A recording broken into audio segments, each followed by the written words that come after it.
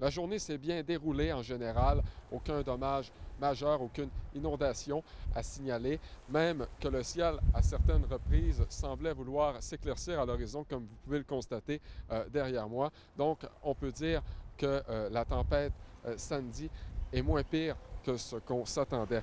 Des vents de 30 km/h avec des rafales de vent à 60 km/h ont déferlé dans certains secteurs de la région, mais c'était somme toute très isolé.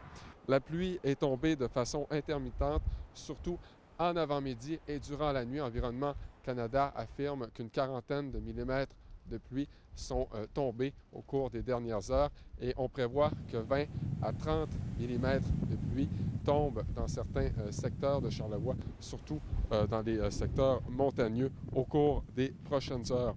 On peut dire que les autorités se préparaient au pire. On a bien sûr en mémoire la tempête Irène qui a causé des dommages importants dans la région il y a un an, bien que Sandy est moins intense que prévu. Les différents services incendie des municipalités ici étaient sur un pied d'alerte et ils se disent prêts à intervenir au besoin si la situation le demande. J'ai demandé à des résidents ici s'ils craignent les répercussions de Sandy.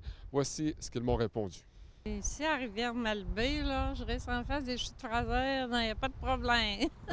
Il y a été une année, moi, j'avais vu des vagues, là, je te mens pas, là, ça faisait splotch, là, puis ça revolait jusque dans le chemin. Je pensais que ça allait faire ça, là, qu'on allait avoir des gros vents, mais finalement, non.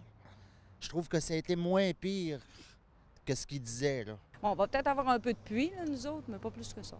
Donc, plus de peur que de mal. En terminant, vous mentionnez que l'école Saint-Pierre à l'île aux Coudres a été fermée durant toute la journée par mesure préventive, de même que la traverse Rivière-du-Loup-Saint-Siméon qui a dû interrompre ses activités en raison des conditions climatiques.